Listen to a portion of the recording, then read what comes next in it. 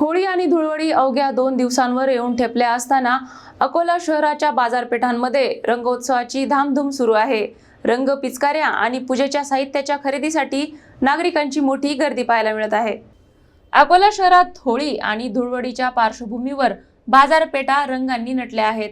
पारंपरिक साखरेच्या गाठ्या, नारळ, फुलं आणि पूजेचे साहित्य विक्रीसाठी मोठ्या प्रमाणावर उपलब्ध झाले आहेत। धुळवडीसाठी विविध रंग, विशेषतः नैसर्गिक रंगांना ग्राहकांची अधिक पसंती मिळताना दिसत आहे। लहानग्यांसाठी आकर्षक असलेल्या विविध प्रकारच्या पिचकाऱ्यांनी बाजारपेठा गजबजल्या आहेत।